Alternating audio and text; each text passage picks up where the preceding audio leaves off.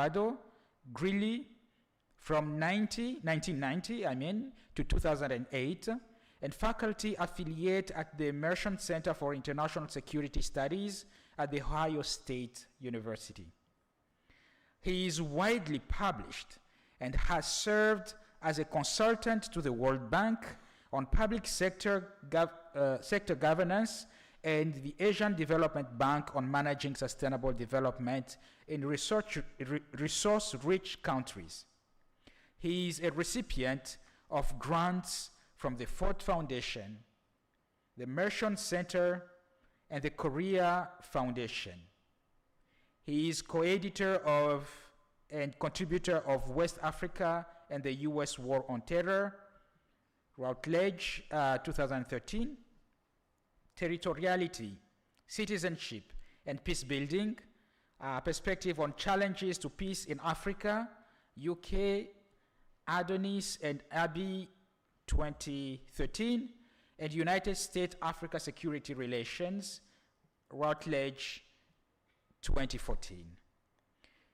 So we know someone who is going to challenge us again this morning on the theme and topic of our discussions during this conference.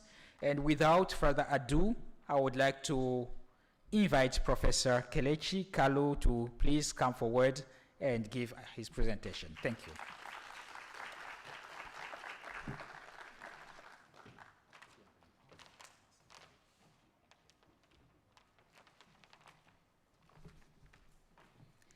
Good morning. Are you awake? We are behind. So I'll try to gain us some time. Professor Toussaint, Dr. Duarte, thank you so much for your presence and for the invitation. And to all my brothers and sisters from different parts of the world, I welcome you to this morning's keynote discussion. That's what I call it. Given the much time we don't have, this is for the interpreters. I will guide you on what I will read, and then we'll go from there. I'm not going to read the entire paper. Just a brief background. In the 1950s and 1960s, African countries were concerned with questions of independence, questions of nation building. We come to the 1970s, we are now dealing with mostly post-colonial issues. And then we are dragged into the international system, again, as a result of external events, going back to the Yom Kippur War. And the subsequent event that drove African countries into a crisis mode was the structural adjustment policies.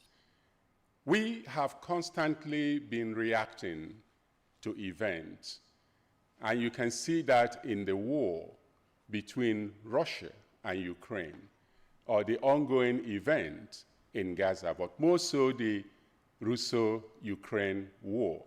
Africa is always responding. I like the theme of this conference. What are the global challenges? How do we respond as Africans? I traveled extensively. When I hold up my American passport anywhere, it's almost automatic passage, especially here in the continent of Africa. But when I hold up my Nigerian passport, sometimes including in ECOWAS territories, I am stopped and questioned as if I am a foreigner in my own land. What are the challenges that we face? I use the passport as an example because it's a symbol of power and authority. It's a symbol of state. a state that is seen to be viable, and a state that is not perceived to have both power, respect, influence, and authority. In other words, the challenge we have has to do with our states. The challenge we have has to do with the African state. Understanding the challenges facing African states is one thing, but an effective response to those challenges requires improved human capital. Depending on the available resources, both human and material, global challenges affect countries and regions differently. Countries with strong research institutions in the humanities, arts, social sciences, science and technology that collaborate with others can often shape manageable future instead of just reacting to it. This means African countries should focus on understanding the global sources of change and challenge and take action to reduce their vulnerabilities. Identifying global drivers of change along with their potential impact on our societies requires coordinated regional efforts to avoid salami tactics, which external interests continue to deploy to secure their economic and political goals in Africa. Effective policies grounded in contextual knowledge can enhance a region's or a nation's ability to mitigate vulnerabilities caused by relevant global challenges. We can ask three important questions, one general, one specific, one issue-based. Important questions guiding Africa's search for the effective responses to global challenges and vulnerabilities generally can be: what role does international intervention play in conflict across African countries?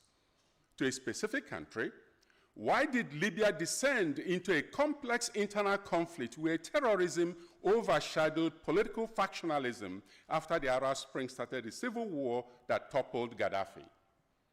On a particular issue, we can ask, what causes jihadist terrorist groups like Al-Shabaab in Somalia, Boko Haram in Nigeria, the Islamic State in Egypt, Sinai Peninsula, and groups like Ekokim in Mali? Regardless of their origins, a coordinated effort by African educational institutions, leaders, citizens, and government to address some fundamental questions can help shift our perspective on how to shape a future where uncertainties are viewed as challenges rather than vulnerabilities. It is enough to say that while part of the answers exist outside the continent, the other part lies within Africa and Africans. Generally, for African states, significant global challenges feature a long list. I'm just going to give you a few, and for the interpreter, go to the next paragraph. These include global change, desertification, these include population growth, the impact of artificial intelligence and data mining, the influence of global institutions like the IMF and the World Bank, poverty, and international political marginalization.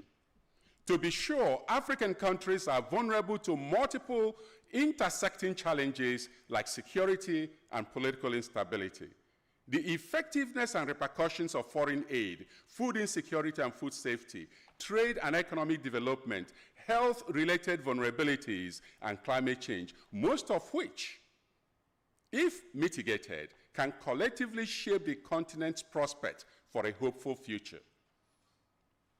However, some of the most difficult drivers of global change for many African countries and populations include unemployment. Let me explain just a little bit here. To the extent that we Africans continue to import everything we eat, what we are doing is importing poverty and exporting wealth. because we have the land to grow what we need. The challenge with the Russia-Russo war that created serious hunger, especially in North Africa, are challenges that can be easily solved by agricultural policies that enable us to produce what we need rather than import from overseas. Since most of these items revolve around people and the policies that are made to safeguard our communities, they can be either sources of significant vulnerabilities or sources of increased capacity for the public good. By empowering citizens and combating corruption, the effort of African countries to promote political stability within the rule of law can significantly help us respond effectively to international vulnerabilities. A hopeful future for Africans depends on changing how leaders and citizens view and fulfill their responsibilities. That begins with reasonable and focused internal assessment of domestic issues as a strategy to fostering better and sustained responses to external threats. Such a paradigm shift will start with redefining how we educated to think about, understand, and act on and for the public good. Higher education in Africa must prepare graduate, undergraduate, and graduate students and leaders to recognize that effective responses to global challenges often lead to the achievement of set goals. It all begins with how we see and interpret the world around us, how we use that knowledge to make decisions amid persistent uncertainties. Some questions that require consideration include, what is the structure of the world? And as Africans, what is our place within it? How do the functions arising from that existing structure affect our ability to make independent decisions? These questions are crucial ones to begin with because existing knowledge archives and curricula often tell stories and teach in ways that can be limiting for people of African descent.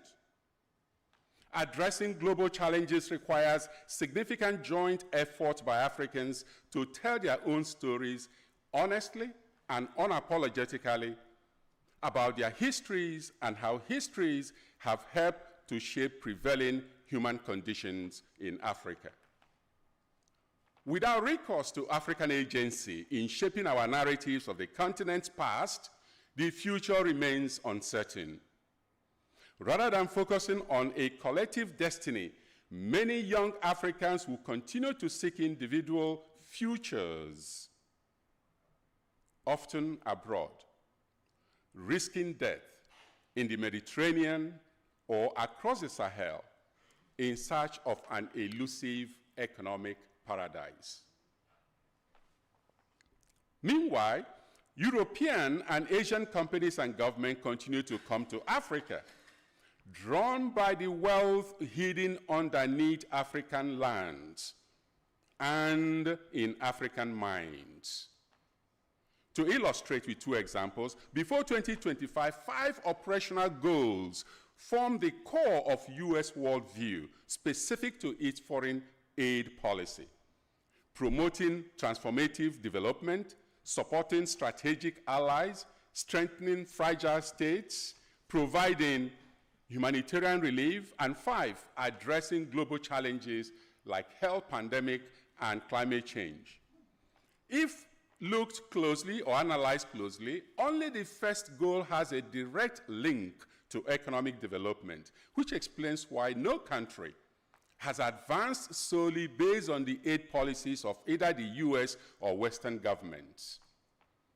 Similarly, China's worldview is primarily shaped by its history and culture, both of which emerge from the Chinese understanding of their past, a sense of collective destiny and decision-making ethics. On the basis of 3 concepts that the Chinese see as timeless truths: a cyclical view of time and space, and the interconnectedness of all things. A moral universe that values stability as an absolute good and an end in itself, and the community or society, rather than the individual as a foundation of social organization. The Chinese worldview contrasts with individualism that is characteristic of Western societies, which permits creative destruction domestically and reckless exploitation abroad. Colonialism in Africa is an example. To demonstrate power amid fragmented communities and unclear worldviews and actions by African governments. For Africans to access our resources across the continent, a paradigm shift is urgently needed.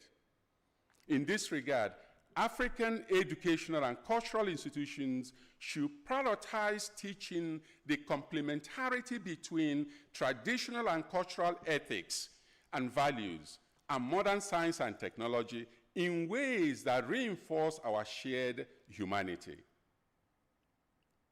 It is through this rethinking of what is taught and practiced that we can collectively determine what is truly relevant to and for Africa and what is not. For example, Africa's future depends on the willingness and ability of contemporary leaders across the continent to prioritize funding for educational institutions and infrastructure to enhance Africa's human capacity, African human capital capacity across all subjects, particularly in contextually relevant humanities, science, and technology education. Based on the World Bank 2025 data, with a projected population of 2.5 billion and a net increase of 740 million in the working age population by 2050, Africa's increased population could be a blessing if individual countries, regions, and the continent prioritize educating young people to take on their future leadership roles and consequent social and civic responsibilities. If current governance structures and practices stay the same and continue to fail in improving the well-being of the continent's populations, where currently 120 million people face food insecurity, especially in conflict-affected states, and over 460 million live in extreme poverty because they cannot afford a purchasing power parity of $2.15 per day. We will not be singing a different tune in 20, 30, or even 50 years. We must do better.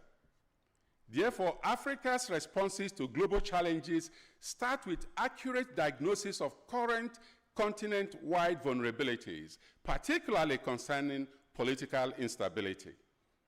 That challenge is the focus of the rest of this paper, and what I have done is to go in and look at specific countries for the interest of time, and if the organizers permit, I'm going to allow some time for discussion. There are three things Call points out we need to take a closer look at: legitimacy gaps, capacity gaps, and security gaps. Legitimacy gap deals with rejection of established rules.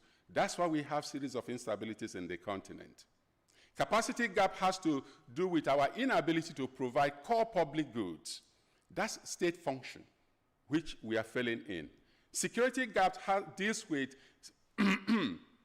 failure to provide physical territorial security, which makes it possible for insurgents to penetrate different states across board.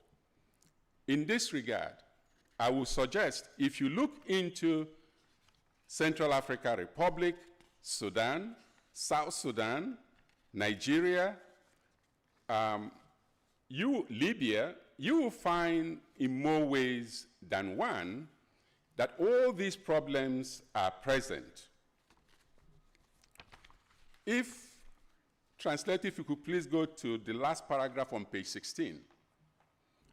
In South Sudan, the complex dynamics of patronage systems under President Kerr, with political exclusions and the non-payment of key supporters and a lack of transparency in governance, partly explained the gap in government legitimacy that fueled the rebellion, which eventually escalated into the ongoing civil war.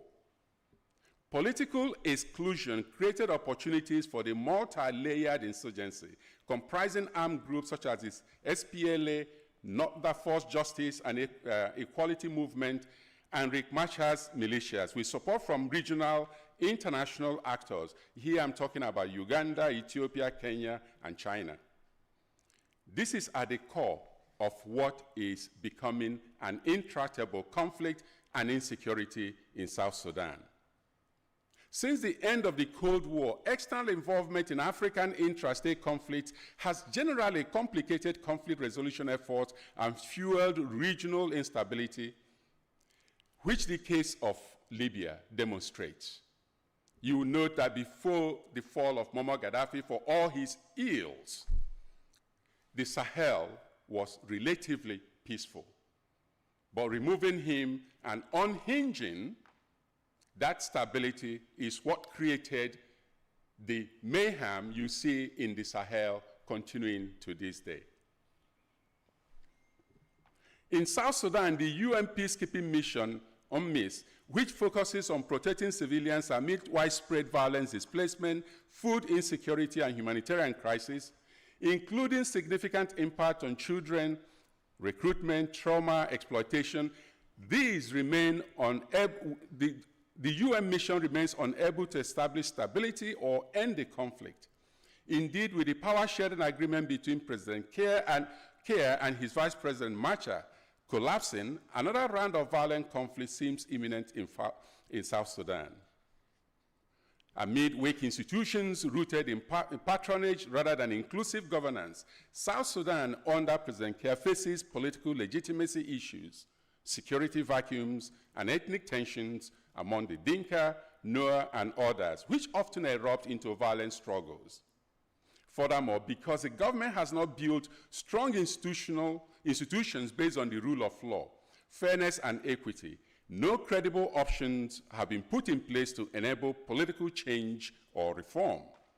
Instead, it primarily depends on military tactics supported by Ugandan allies to oppose peace efforts and AU interventions. Geopolitical interests often hinder efforts to resolve conflict in African nations.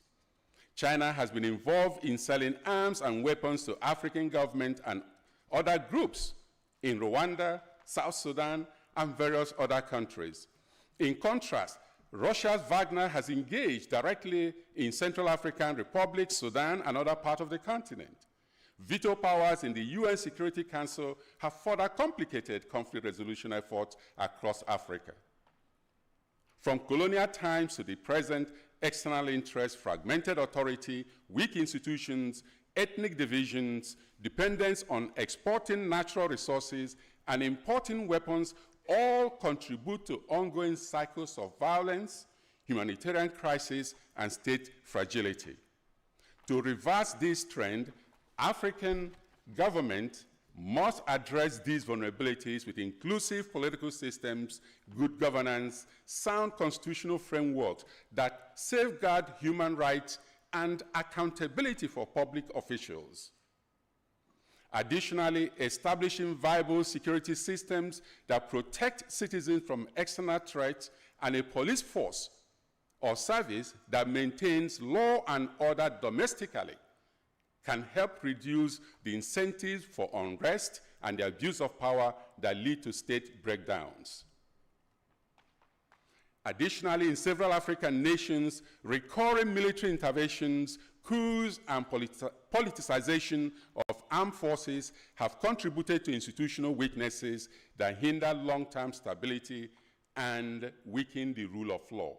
Several interconnected vulnerabilities stem from weak, failed, or collapsed states across the continent. Fragile state structures and institutions in countries like South Sudan, Somalia, Nigeria, Libya, and DRC are vulnerable to endemic violence, insurgency, and armed conflict because they lack effective governance and territorial control of their countries.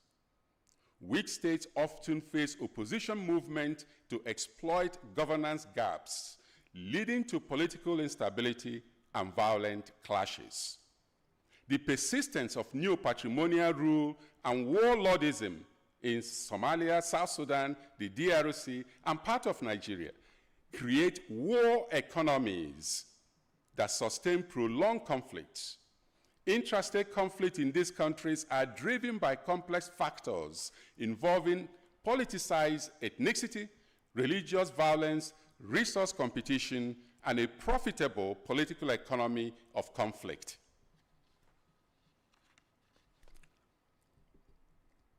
In territories like Eritrea, Western Sahara, and Somaliland, anti-colonial struggles and self-determination movements also contribute to instability, especially when those struggles become violent because the sitting government opposes independent efforts.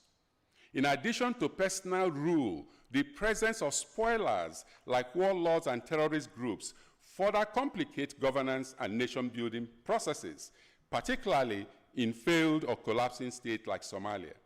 In some, the national and regional conflict, especially when disputes involve territory and identity, draw in external interventions that often leave state and regional groups vulnerable.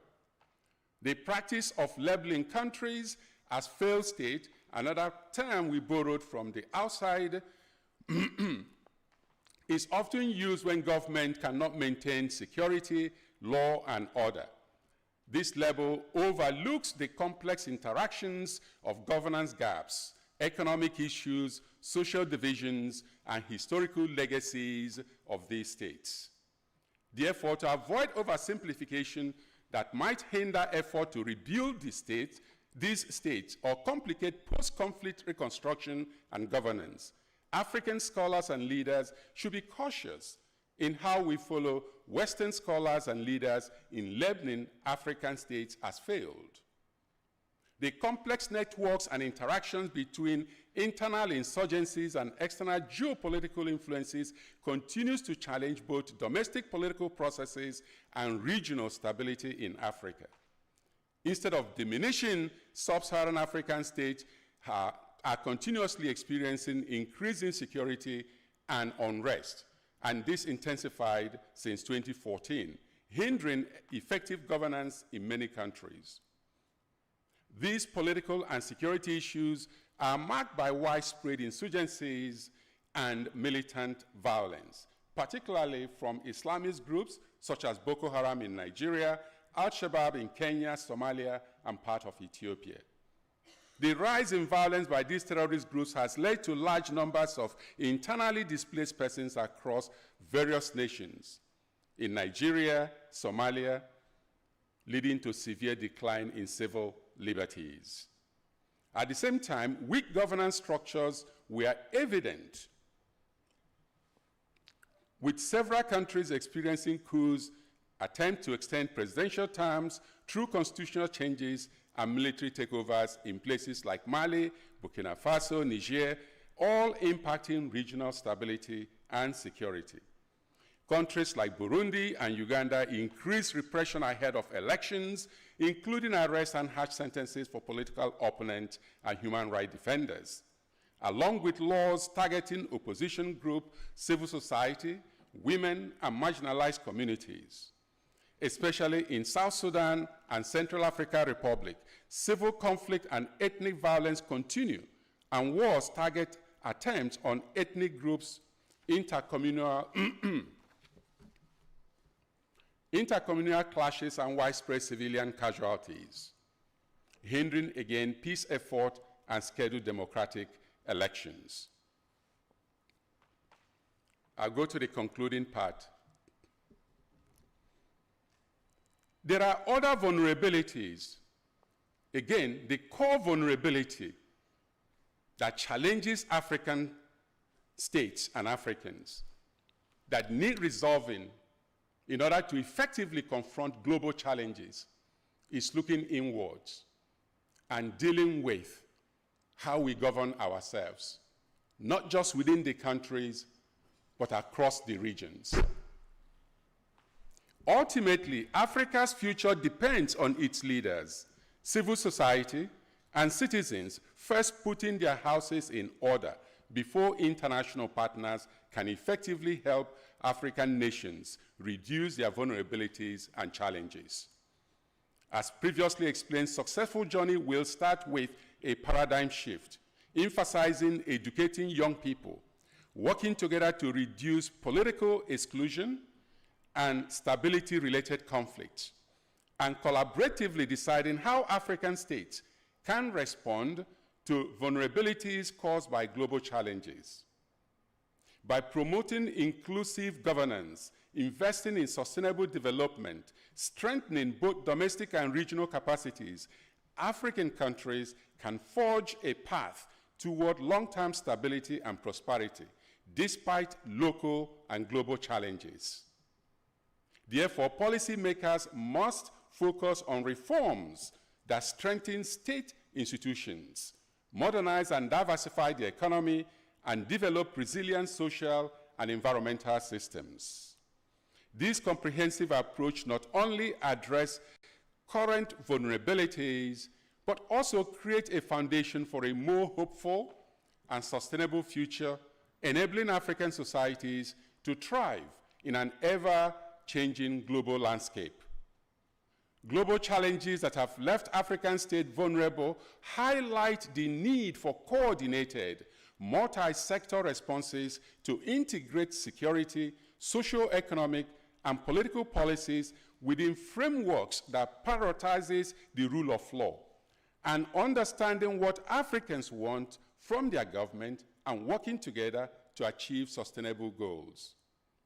Some achievable goals include reducing the negative impacts of climate change, weaning African states from foreign aid, fighting global infectious diseases collectively, preventing weapons proliferation, and alleviating poverty-related migrations. Collaborations in those areas can help reduce conflict and instability across the continent. Coordinated efforts at both the national and regional levels are essential for tackling complex issues like recurring insurgency, terrorism, fragile governance, border disputes, internal armed conflicts across the continent. Specific local and national challenges include this escalation of security disabling actions of insurgent groups like Boko Haram in Nigeria, as well as jihadist groups in Libya and Somalia that drive ongoing instability. Regional conflict and border disputes such as those between Kenya and Somalia over maritime boundaries, Malawi and Tanzania over lake borders, and tensions between Burundi and Rwanda worsen the fragile security situation. Unimplemented peace agreements foster resurgence of violence and the renewal of hostilities and rebel activities in territories like Darfur, South Sudan. Without coordinated effort by regional nations, the effect of external actors will continue to undermine government capacities across Africa. Implicitly, the issue of governance vulnerabilities exist where horizontal inequalities, weak state institutions, and contested political authority contribute to political instability. This is evident in the case of Central African Republic and the unsustainably resolved challenges faced by Nigeria in the case of the Niger Delta, in the case of the Niger Delta militants, who are just one government misstatement away from igniting instability in the region.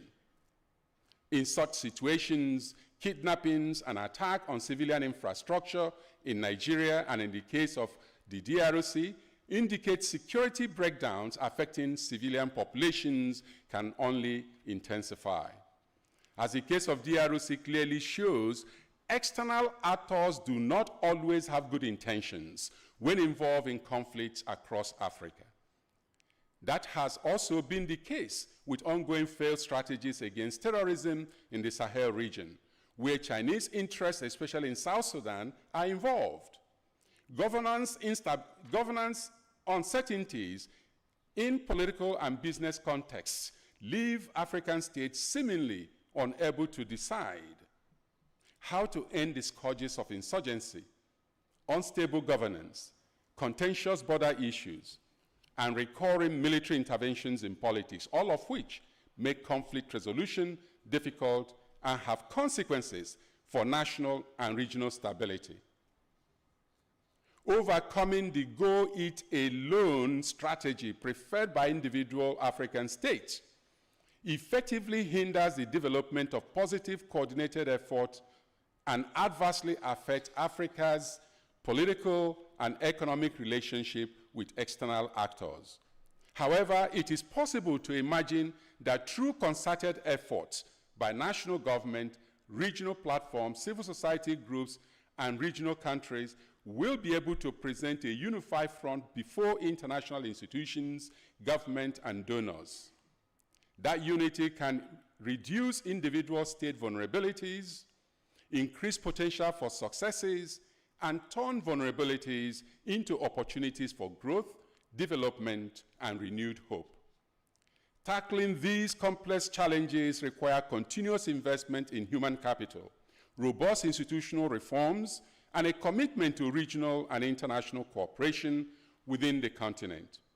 Only through such comprehensive and strategic efforts can African nations hope to reduce their global vulnerabilities and build a future of resilience, inclusivity, and shared prosperity.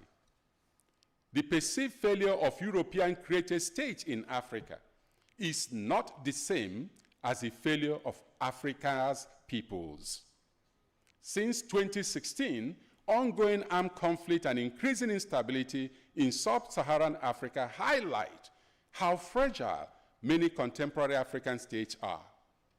Reimagining those African states to take on their sovereign responsibilities will also require citizens to begin to understand what a collective African future looks like. That future demands a social contract based on re-articulated constitutional frameworks of the rule of law that allow citizens to work together, end local insecurities and political vulnerabilities caused by crisis of state and government legitimacy, governance issues, and security gaps. Africa's self-narrative and reliance on internal processes that effectively operated within the rules of law alongside educational infrastructures that promoted Africa's identities are a good starting point for reversing the persistent and dangerous international perceptions that Africa always needs to be rescued. Certainly, external involvement in Africa and the underdevelopment of African states have kept contemporary African states in a constant crisis mode. The state of African self-knowledge has been marked by contested legitimacy, extremist violence, internal factionalism, and unresolved regional disputes. Africans can imagine and control working collaboratively to increase capacity and legitimacy of the post-colonial state, improve governance across political, social, and economic sectors, and promote inclusive politics to end widespread internal conflicts, insurgencies, and territorial disputes. Security vulnerabilities across African countries are complex, but surmountable. They include governance failures, ongoing insurgency, threats, competition among armed groups, terrorism, fragile political institutions that hinder cohesive state control and stability. Nonetheless, as African countries collaborate to adopt innovative policies, they will also begin to foster stronger regional integration that will use the consequent collective potential to build a more secure, prosperous, and sustainable future in Africa. And that future is both achievable and within the reach of Africa and Africans. Thank you for your attention.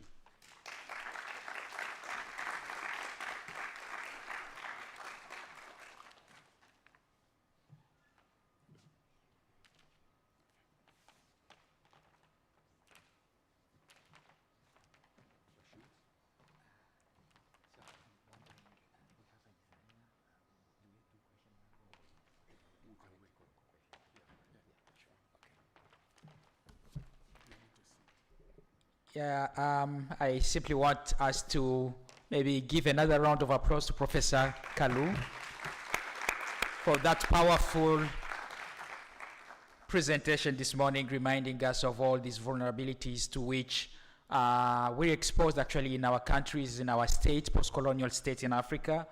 And the way he ended his speech actually on a very hopeful note, that solutions are out there and within reach if we are able to do that.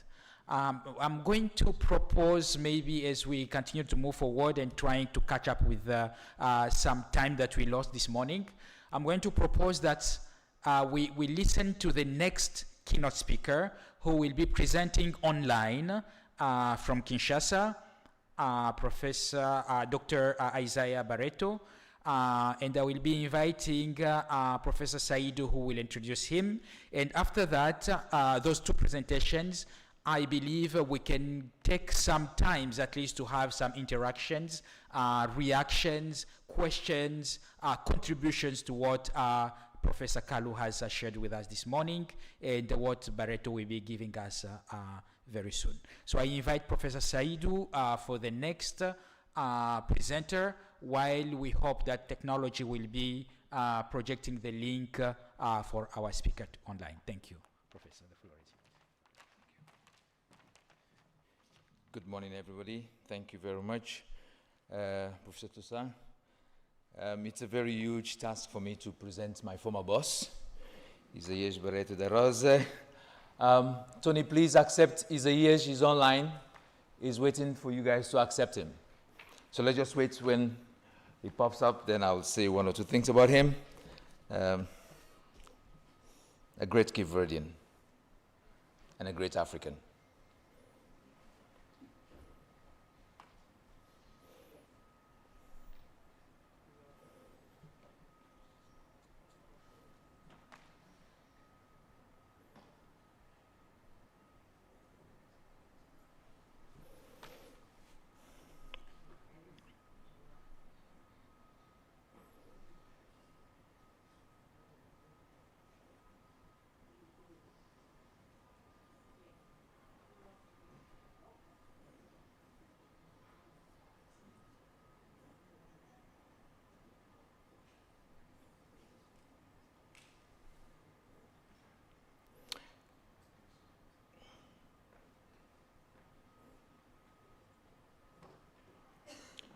Well, the communications guys are saying that he's not online. Maybe let me use technology as well, just to alert him that he should enter via the link that I sent him. Yeah. Yes, good morning, Professor Isaias. The communications guys are saying that you've not been able to enter to the right link. Please see the one that I sent you on WhatsApp. Okay, I'll do it right away. All right, okay. Thank you very much. Thank you. Okay.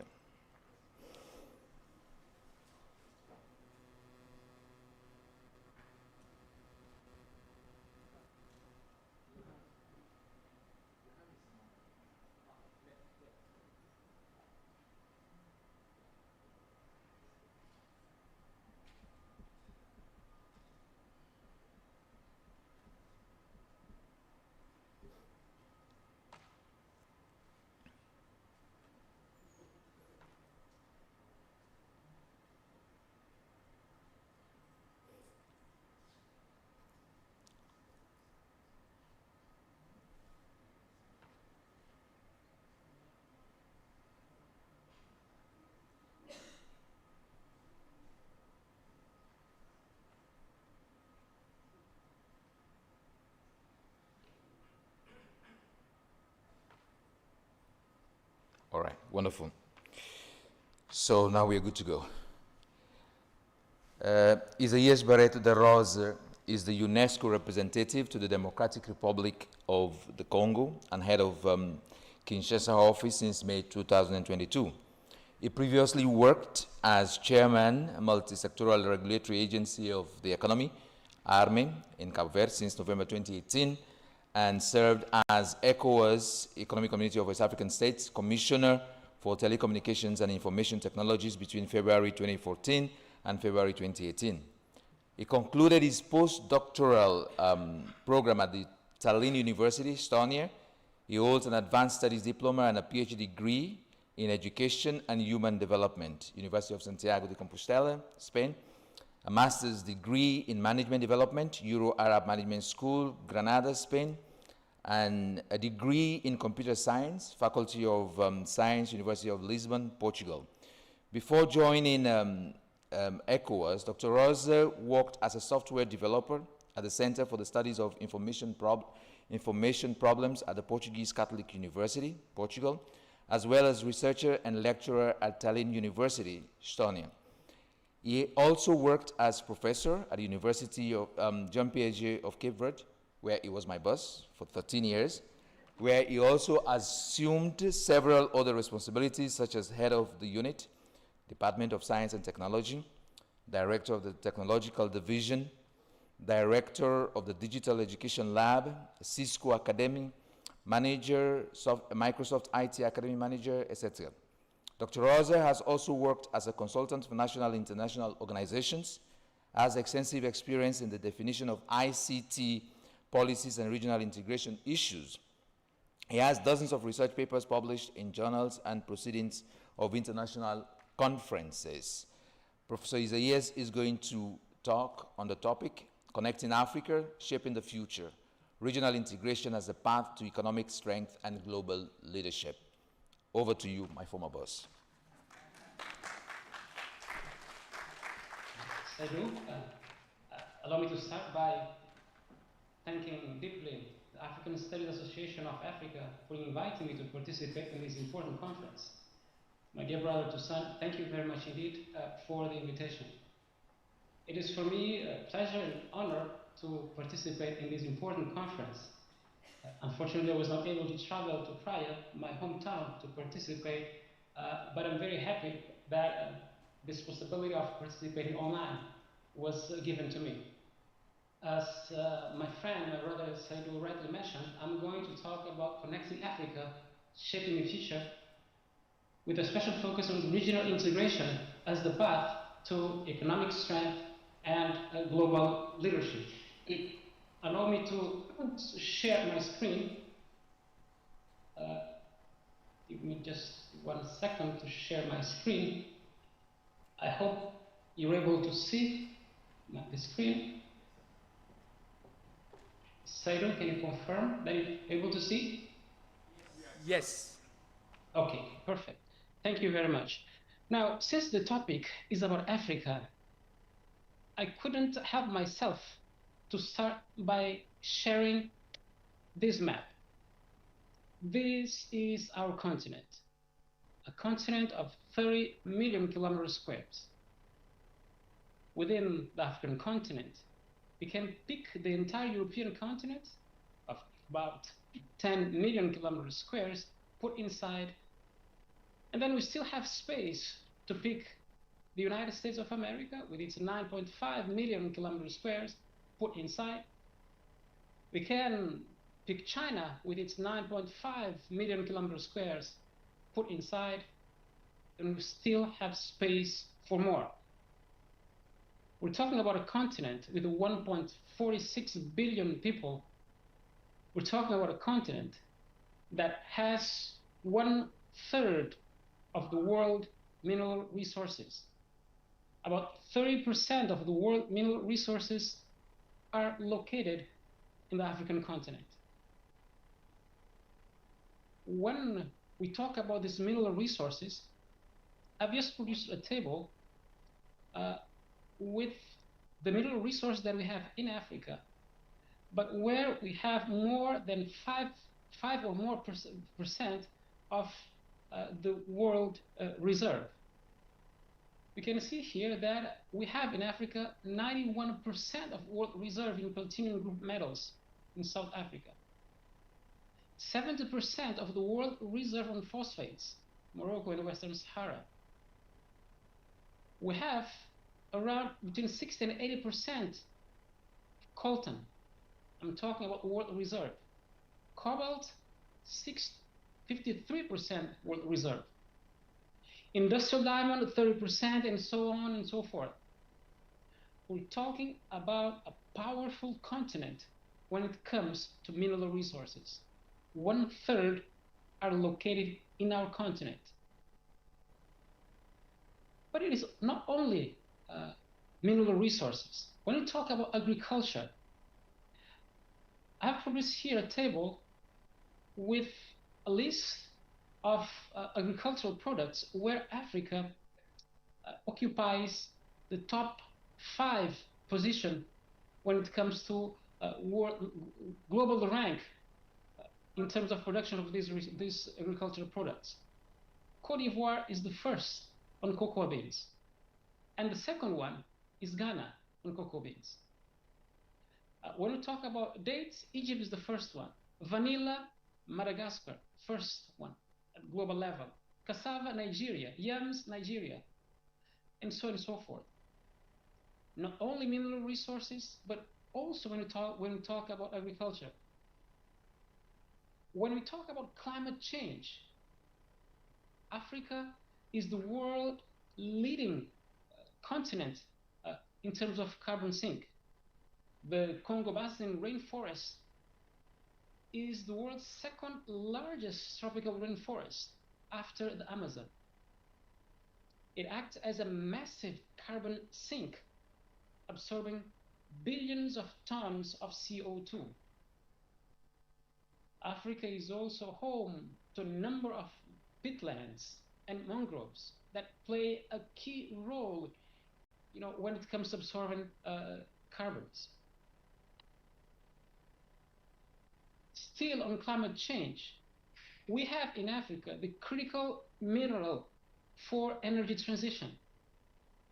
I mentioned earlier, cobalt. DRC is the leading country when it comes to cobalt, critical for lithium batteries and energy storage when it comes to clean energy and energy transition. Copper, we have DRC and Zambia are leading. And here we're talking about wiring, motors, and energy system. When we talk about platinum group metals for hydrogen fuel cells, they are here in Africa. We are leading when it comes to these natural resources. But usually when we talk about Africa, when not us, but when we see on media, on the mainstream media, international media, the narrative about our continent is war, corruption, sometimes even famine. We don't emphasize the good things we have in Africa. Professor Carlos Lopez, a few years ago in a conference, I think it was in Brazil, he highlighted some important points related to our continent that even ourselves, Africans, we don't talk very much about. Allow me to just emphasize a couple of these points. Apart from being a home to 1/3 of world natural resources, for being the lead when it comes to climate change, Africa is making important progress as well when it comes to fighting poverty and even economic development. 6 of the 10 fastest growing economies in the world in 2024 are here in Africa. Ethiopia, Ivory Coast, Senegal, Tanzania, Niger Republic, and Libya. 6 of the 10 fast-growing economies in the world are in Africa. But we usually don't hear these kind of things when we're talking about the mainstream media. Extreme poverty in Africa, the extreme poverty rate fell by 54%. 54% between 2000 and 2022, according to the World Bank. Of course, we still have a long way to go, but it has been reduced by 54% between 2000 to 2022. Very often, Africa is very much linked to corruption, but people never mention, almost never mention, that Cape Verde and Botswana, for instance, have a lower penetration, a lower perception of corruption than countries such as Portugal, Portugal, Spain, Italy, Greece, Poland, and Cyprus. We're talking about the data provided by Transparency International, the latest report published in 2024. But when people talk about Africa, very often they emphasize the negative aspects of the continent. The countries that invest the most in Africa are China and the US, with two major players, two major economies in the world. And the largest trading partners of the African continent are China and also US. One of the important things that we have to keep in mind is that as Africans, we need to write a different narrative about our continent, and especially emphasize also the good things that we are doing in Africa. Of course, we have challenges, but we're also doing very interesting things. When it comes in Africa, we have this ancient proverb: if you want to go fast, go alone. But if go together. If you want to go far, go together. That is why I want to talk about regional integration in Africa. We all know this gentleman, Kwame Nkrumah. At the occasion of the independence of Ghana, he said, "Today is independence, tomorrow the United States of Africa." This dream is yet to become true. But if we want to thrive in Africa, we have to stick together. Thomas Sankara once said, Africa has a huge market. We have the land, we have the brains, we have everything to produce for ourselves. The question today is that, are we doing that? Are we producing for ourselves? Africa is rich in resources, is young in population, but is fragmented in markets. Rich in resources because we have 30% of the world mineral reserves, but also when it comes to agriculture and other resources, we have them all in Africa. Young in population, but fragmented in markets. Less than 20% of exports go to another African countries. Africa is importing most of what it uses. Over 80% of what we consume in Africa comes from overseas. Why, if we are a continent rich in resources, young in population, we need regional integration so that we can better defend our own interests and promote our economic development. I would dare to say that regional integration in Africa is the bridge from potential, because we have a lot of potential, is the bridge from potential to prosperity. What is regional integration all about? In a very simplistic manner, I would say that when we have a group of countries in the same region that are willing to collaborate to better defend their interests, we're talking about regional integration. So we are in the same region. We should better work and collaborate to defend our own interests. It seems very simple. We are together, let's work together to defend our own interests, each one taking into account its specificities. Can reduce trade barriers. We can coordinate also policies. In the end, through regional integration, we can create a larger and more efficient economic and political area. This is the heart of regional integration, sticking together, working together to better defend our interests. Of course, when we talk about regional integration, we have different levels and different degrees, starting from free trade area, customs union, common market, to single currency. but we need to push this agenda forward. Why? Because fragmented Africa is vulnerable. At global level, we face challenges. We face challenges related to the price of commodities, challenges related to climate change, health issues, health problems. When we don't stick together, we are vulnerable. Integrated Africa is resilient. When you have 54 countries talking at the same voice, it is different than having 54 countries talking, each one to defend its own corner. If you want to go fast, go alone. If you want to go far, go further, go together. This is our African proverb. Now, why regional integration? Well, I would point out among the many advantages, things that can be done. Let me just point out a few. First, obviously, creating a larger market, a more attractive market, and economies of scale. Let's look at Cape Verde, for instance. In Cape Verde, we have 500,000 inhabitants, 500,000 people. When I arrived here in Kinshasa for the first time, I had to come from the airport to the city center.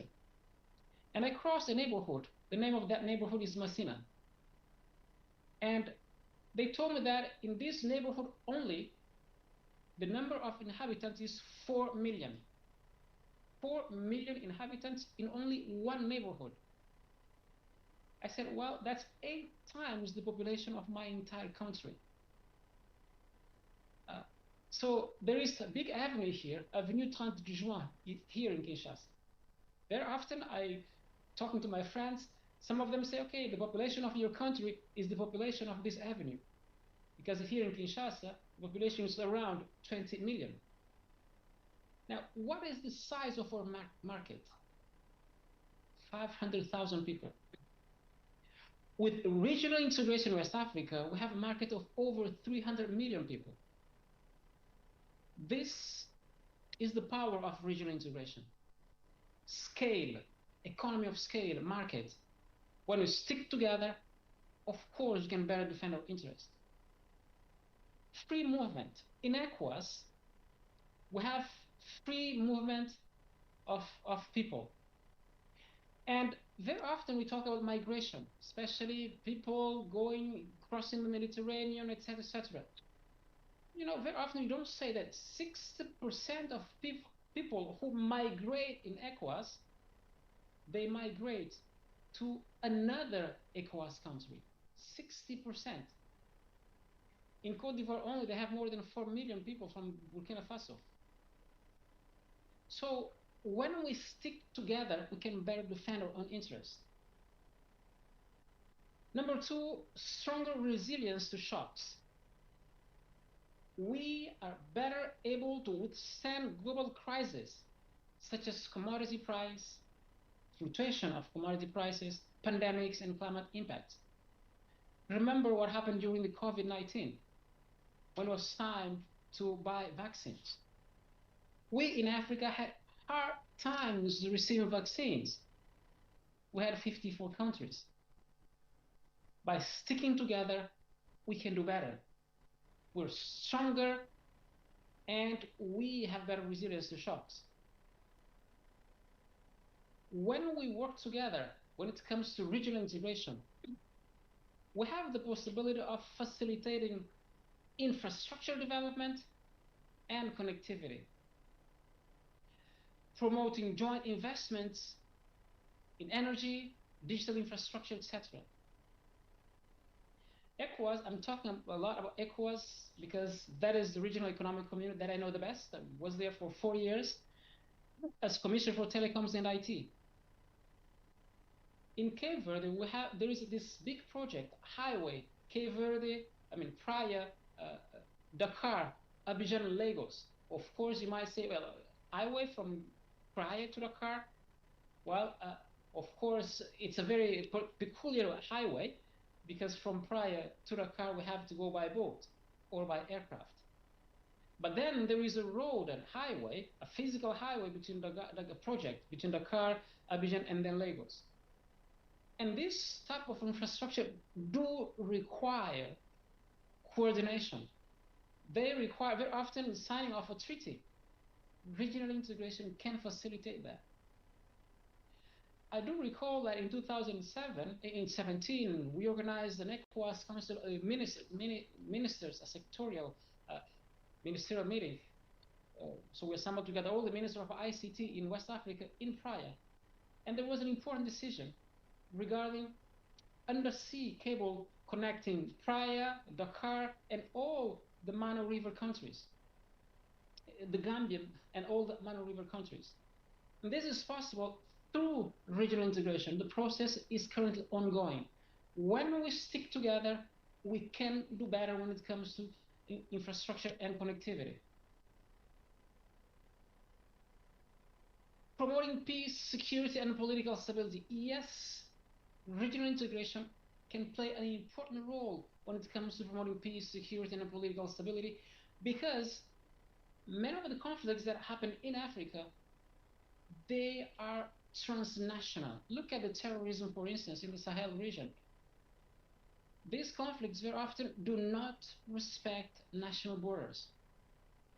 Regional integration can help address this problem. I do recall that ECOWAS has played a key role in the stabilization of many West African countries, including Liberia, Guinea-Bissau, and even the Gambia. Promoting peace, security, and political stability is an important element of the regional integration process. But of course, just to conclude on this, strengthens Africa's global bargaining power. One thing is to have 54 countries bargaining separately, and another one completely different is having 54 countries speaking with the same voice. By doing so, we have a stronger presence at the World Trade Organization, at the COP, at the UN. We have better advantage when it comes to collective debt negotiations, trade rules, etc., etc. We need to push this agenda forward. I would say that Pan-African diplomacy can lead indeed to global leadership. Then what should we do? There are many things that, from my humble perspective, we should be doing. But allow me to just emphasize only 4 of them. First, industrial development. 2, free movement. 3, transport. And 4, political will. When it comes to agricultural products, I'm receiving a message saying that I'm talking too much, that I have to move faster. You know, this is the problem of being someone coming from the academia. Very often we talk too much. So my dear brother Saidu, I'll try to speak faster and then conclude. Now, industrial development. You know, in ECOWAS, 60% of ECOWAS land is arable. We have cocoa, cashew nuts, palm oil, yams, almost everything. When it comes to mineral resources, we have diamond, gold, crude oil, natural gas, etc., etc. But exports from ECOWAS are essentially based on raw material. The industrial sector is underdeveloped in the sub-region. And despite the free movement of people and goods in West Africa, trade between ECOWAS countries represent only 12 to 14% of the external trade of the member states. Even when you go to analyze the UMO, the Economic and Monetary Union of West Africa, what do you have? It's less than 20%. Why we need, one of the main reasons is low level of development of the industrial sector in the sub-region. We need to develop industrial sector in the sub-region to transform, because we usually export raw material, and this raw material is transformed overseas and then re-exported to our countries, after transformation at a very expensive price, while we could have transformed this material in our countries. And Benin Republic is doing something very interesting today when it comes to cotton in the country. They are pushing the transformation within the country. That is what we need to do, because we can promote regional integration, but if we don't have transform products to export, we might still remain with a lower level of intra-Africa trade. Second point, free movement. I'm trying to go faster now. 60% of people who migrate in ECOWAS migrate to another country, ECOWAS country. That's a big achievement. In the meantime, visa requirements between African countries are, in general, very onerous. For instance, for a 2-week stay, a Cameroonian citizen should pay up to $180 as visa fees. So over here, not far away from here, just to come here to DRC for 2 weeks, $180 visa fee for visa. While the 54 countries have already signed the African Continent Free Trade Agreement, the critical protocol on free movement of people has been stalled. If we want to move ahead with regional integration, we need to address this issue. Third point, transport. Today, I carry out an exercise looking for an air ticket to go from Kinshasa to Paris. Today, one-way trip with one stop. So from Kinshasa to Paris, the price of the ticket with one stop is 761 euros. The distance is 6,450 kilometers. But if I want to go to Yaoundé, here, the neighboring country, 1,350 kilometers, the price is 817 euros. So it is cheaper to go to Paris, 6,000 kilometers, than to go here to Yaoundé, 1,000 kilometers. Why is that? We will never have regional integration with this kind of approach.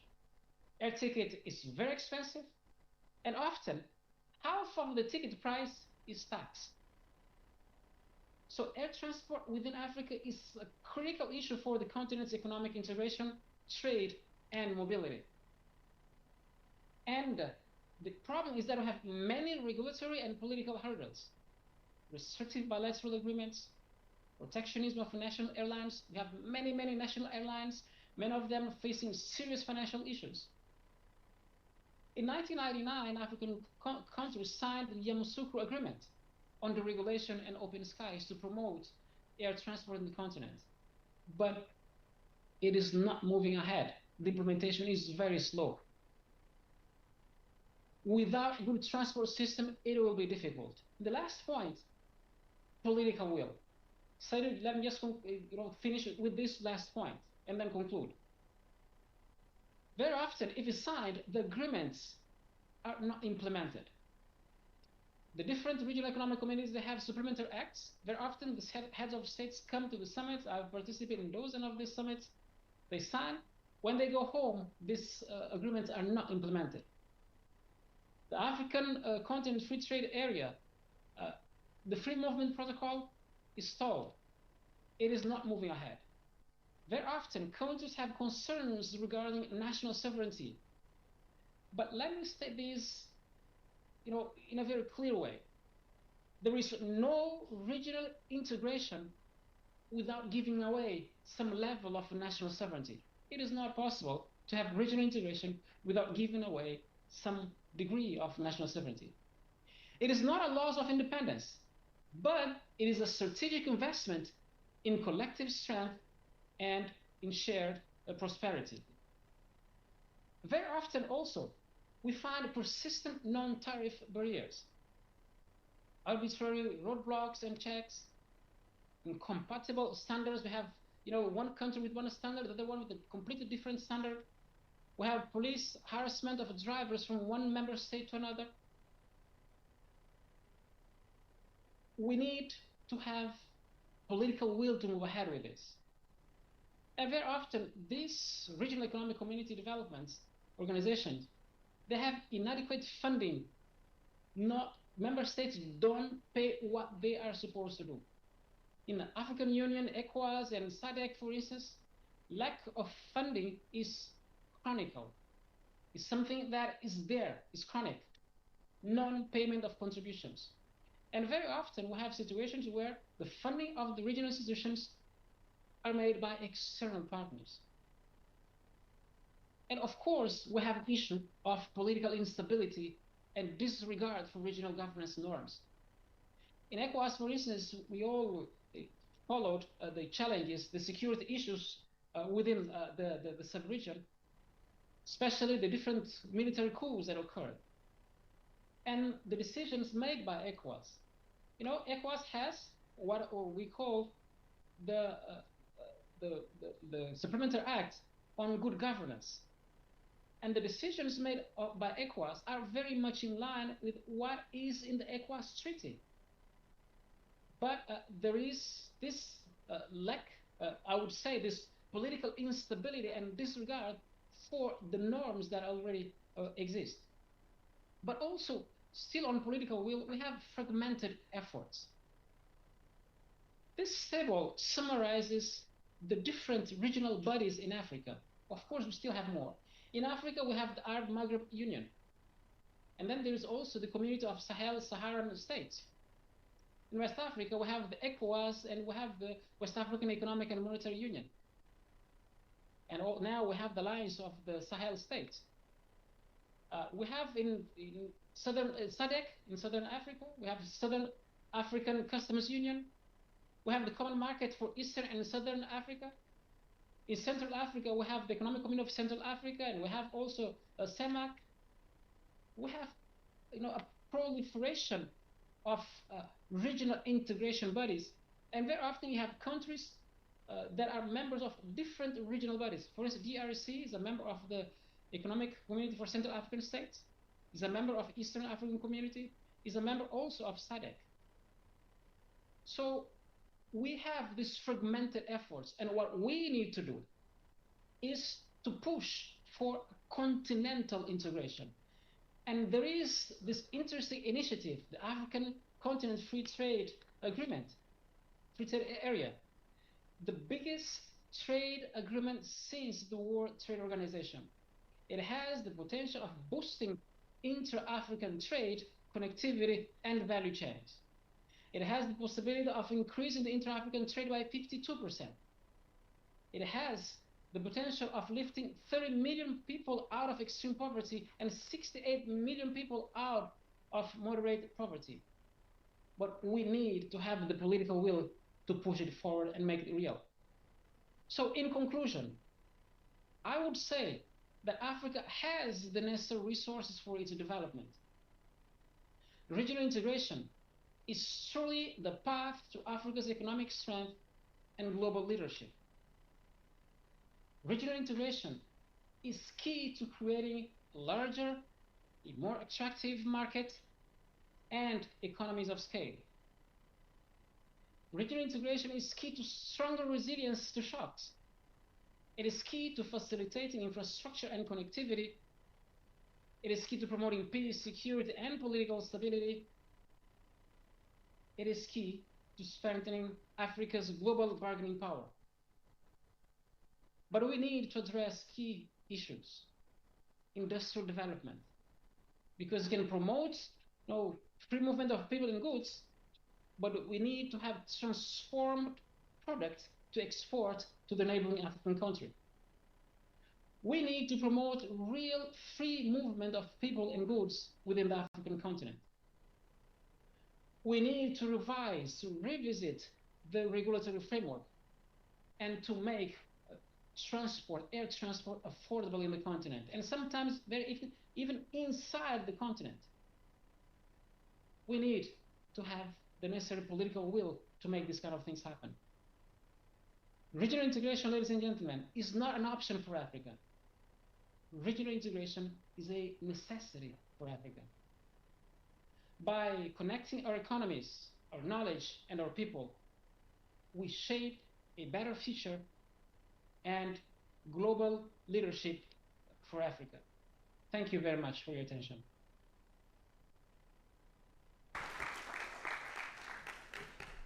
Thank you very much, Professor Isaias.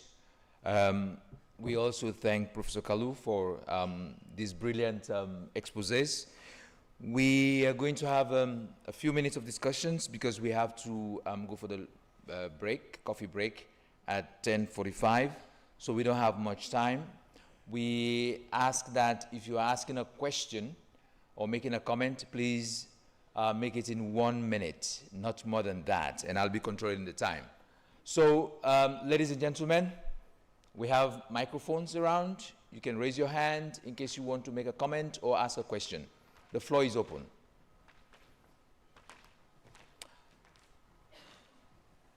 Tony, lights, please.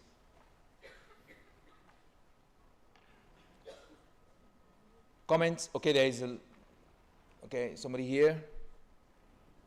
Thank you.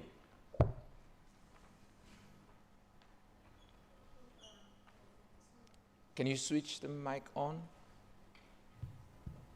Thanks. We can't hear. All right. Thank you so much for the presentation. I've got a question for Prof online. It's just sort of curiosity. How does the DRC Congo being part of those two regional, like the SADC and the East African community, helped with the crisis? Because you encourage, this like the regional kind of working together. I just want to know what you think about that. All right, thank you. Professor Isaias and Professor Kalu will answer the questions after we've gathered 4 or 5 speakers. Next. Thank you.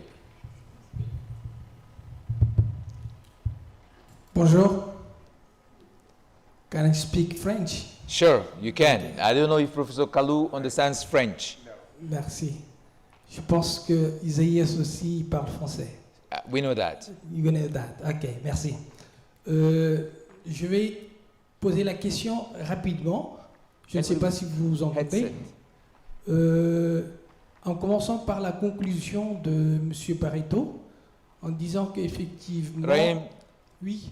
Can we pause for a while so that we get headsets for those who cannot speak French? Okay. You can do that? No, I can't. I can't translate from French to English. Can you? Okay. All right. Please. Can you please give the mic to him so that he can help us with the translation? I do understand a little bit of French, but I can't translate. Okay. Give me the headset.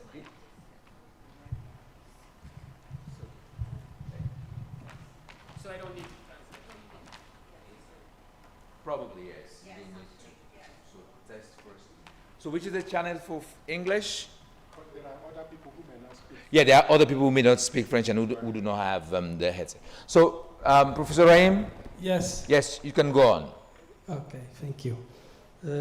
Bonjour, merci. Je me lève. Donc, je vais commencer par peut-être la conclusion de M. Barreto en disant que pour une réelle intégration africaine, on a besoin effectivement d'une industrialisation. Moi, je pense que cette industrialisation présuppose des connaissances. Et on voit les relations entre les universités africaines qu'il y a un déficit d'intégration, un déficit de relations par rapport entre les universités africaines et les universités du Nord. Donc, est-ce que vous ne pensez pas que pour atteindre cette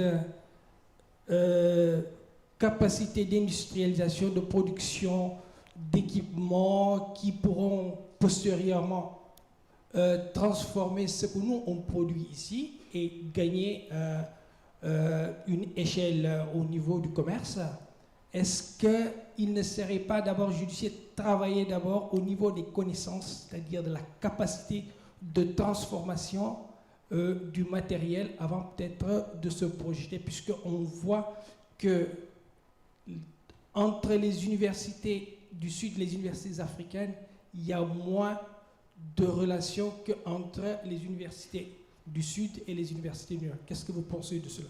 Merci. Thank you. Now the translator will help us first so that we understand the topic. Yeah. I will start with Mr. Barreto's conclusion. For real African integration, we need industrialization, you say. I understand that this presupposes knowledge. But looking at African universities and relations between African universities, we know that there's a deficit of relation and cooperation. So don't you think that to reach these capacities that we will need So don't you think that to reach these capacities that would allow us to reach our goals, we should work on our cooperation between our universities, just because there's more cooperation if we look at it between northern universities and southern universities. Thank you very much. Next question or comment? Thank you very much, Professor Carlo, and this question goes to you. You mentioned models about assessing the effectiveness of the nation state and governance. We've seen on continuums of legitimate, illegitimate, continuum we call it.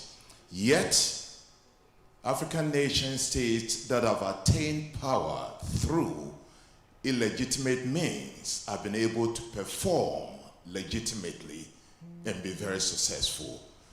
Do you think we need model change in order to appreciate the status of the African nation state?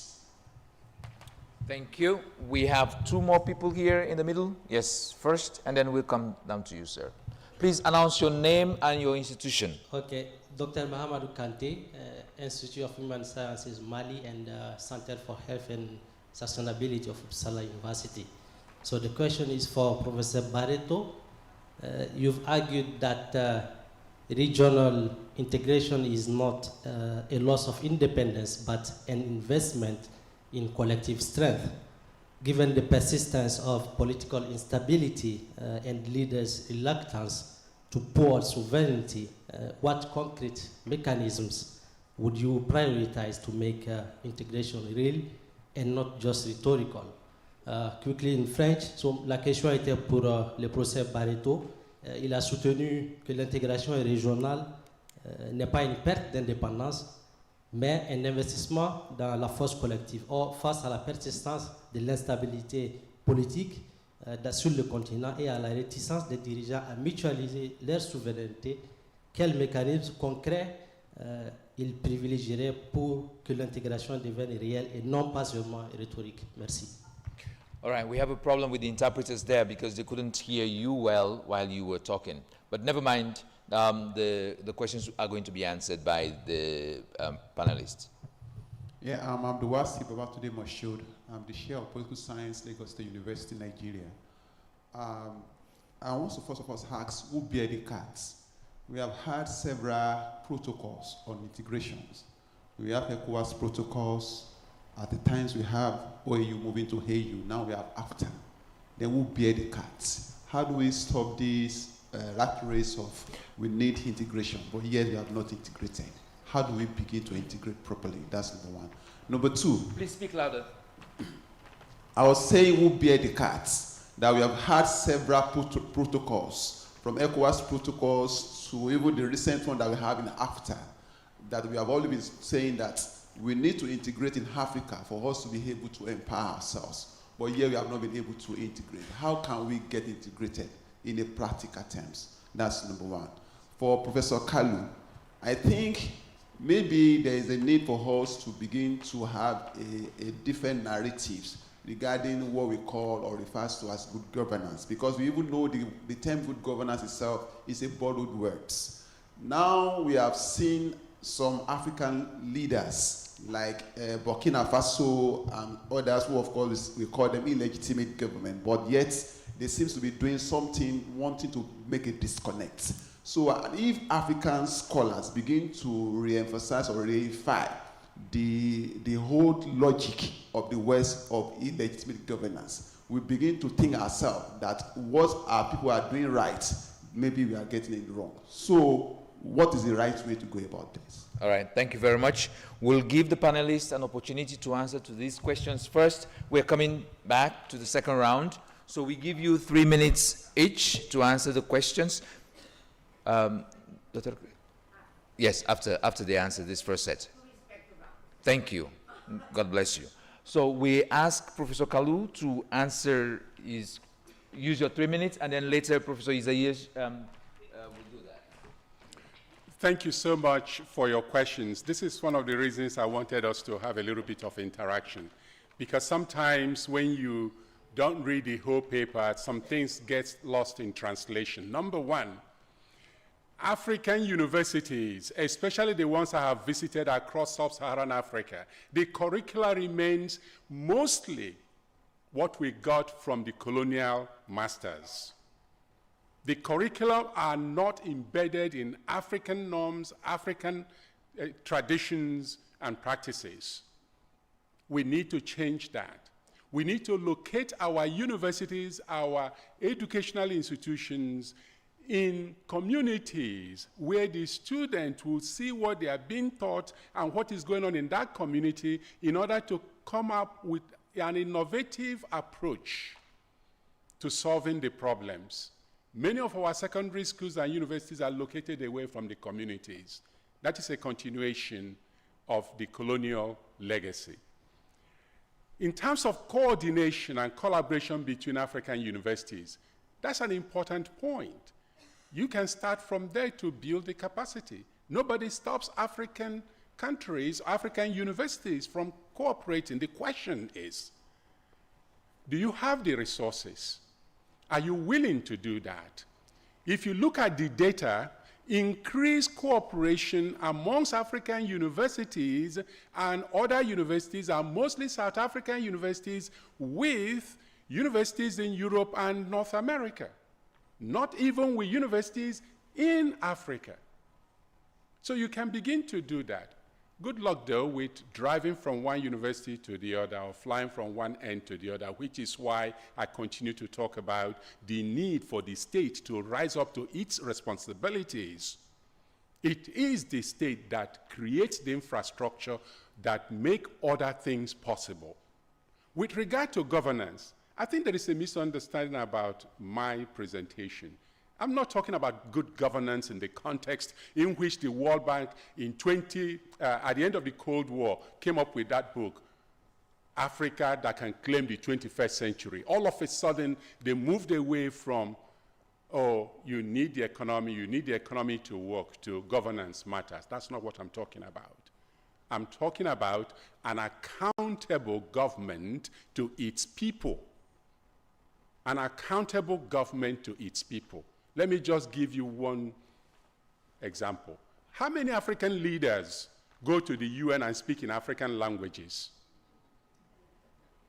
How do they communicate with their people about what they are saying to the whole world?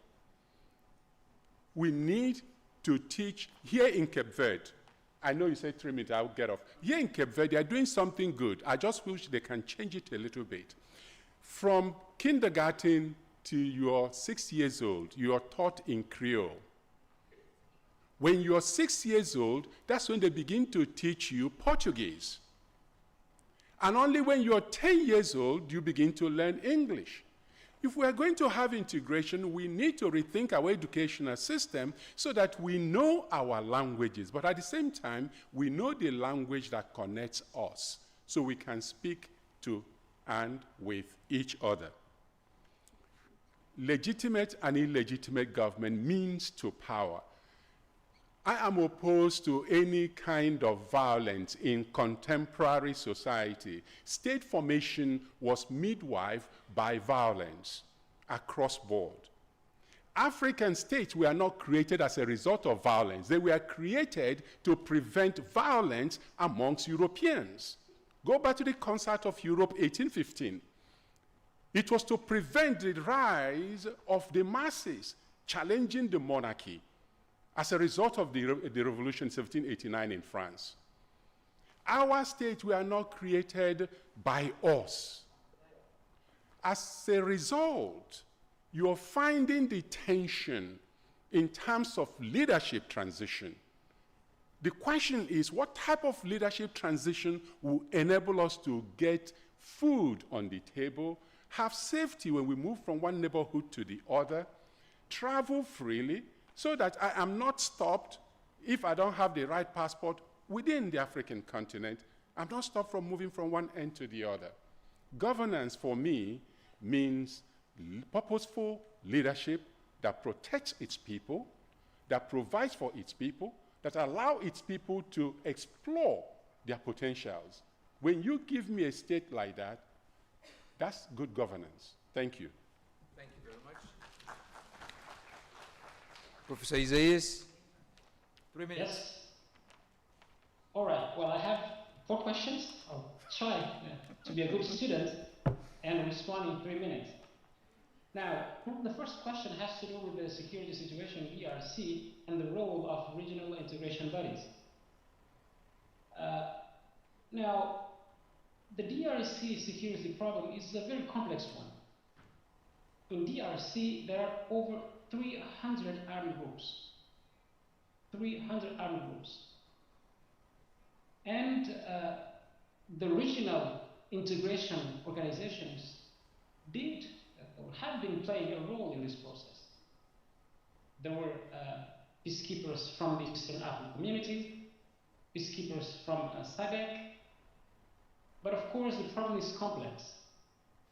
What I can say though is that regional integration organizations can play an important role in promoting peace and security. They have been doing that, but there is room for improvement. Again, the situation here is a very peculiar one. The security situation problem has been going on for over 30 years.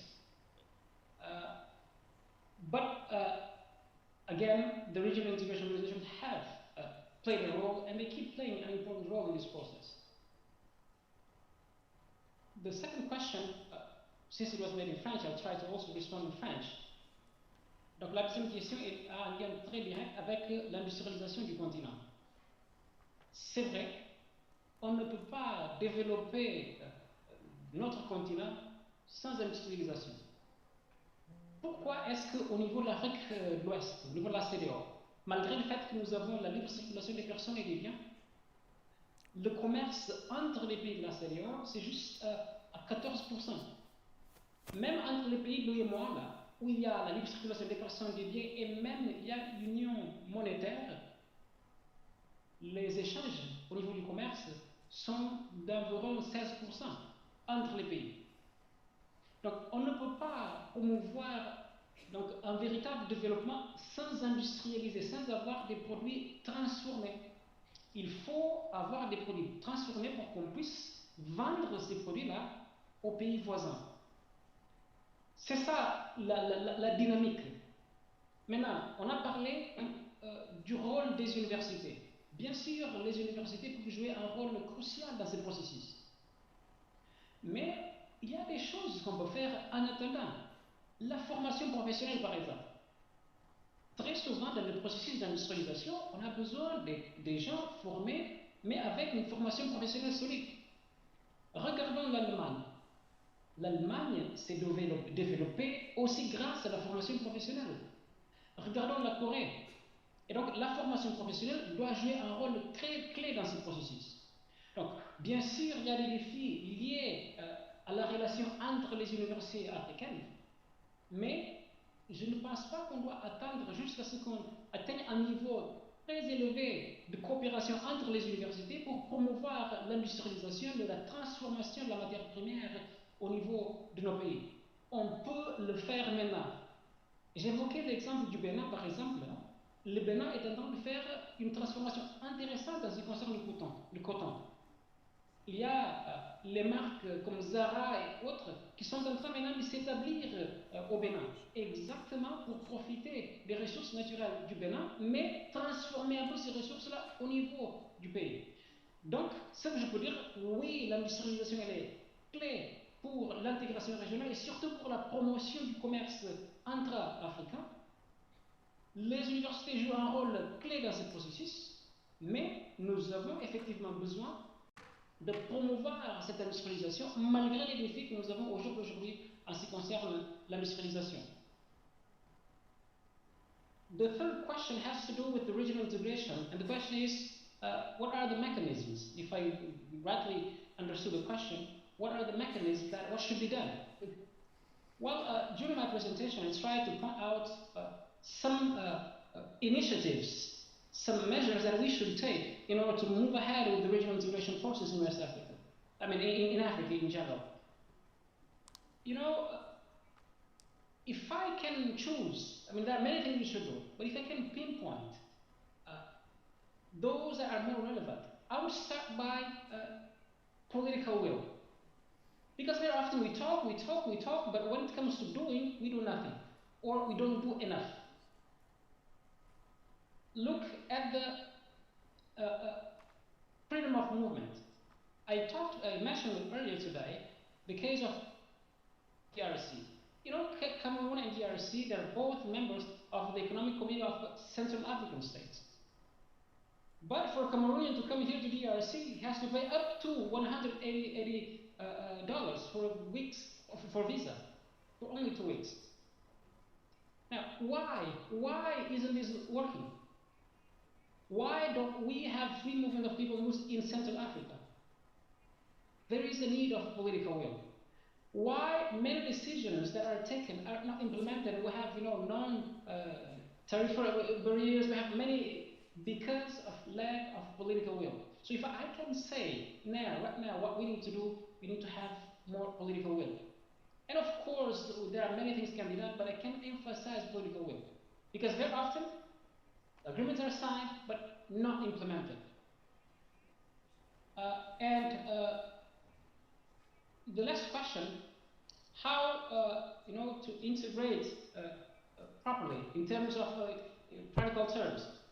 I would emphasize to conclude again political will, because without political will, we will not go far away. Thank you very much. Over to you.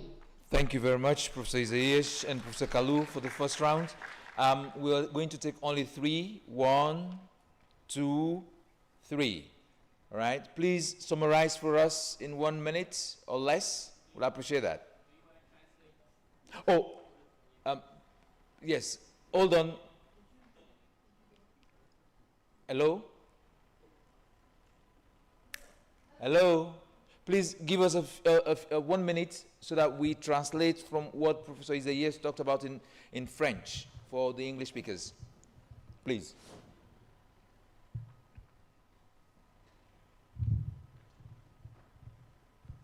Thank you. So yes, it's true that we cannot develop our country without circulation and cooperation. Think about it.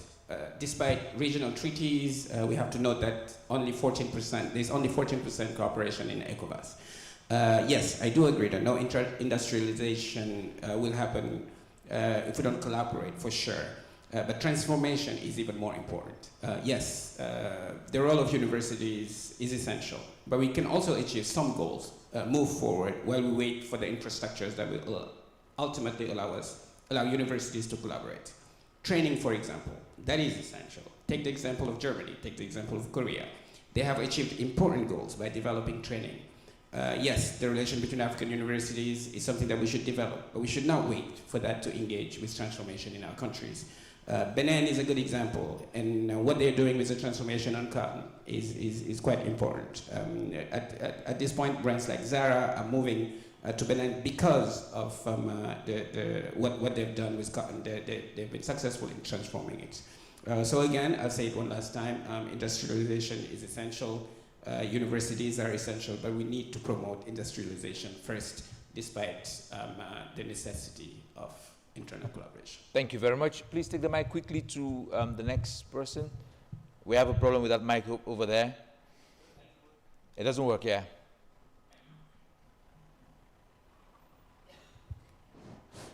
Please make it 45 seconds. Oui, ma question c'est en français. Je voudrais m'adresser au professeur Barreto pour lui dire merci de son exposé. Et ma préoccupation, en fait, comme géographe, rejoint ce qu'il a exposé. Mais je voudrais poser la question quand même, puisque vous parlez de l'intégration, comment un pays qui ne parvient pas d'abord à se relier de son intérieur, comme la RDC, où le transport est très compliqué, comment peut-il devenir un pays intégré parmi tant d'autres? Merci. Okay, please bring the mic to the next person to ask question. Can you help us with the translation quickly, if you may? The mic, please. Okay. My question is to Professor Barretos. As a geographer, my own interest and presentation will be in line with his. And my question is very simple. How does a country that doesn't have any links, that doesn't create bridges to the interior, to its own interior, can engage with these type of transformation and collaboration with us? Thank you very much. Bring the mic over here.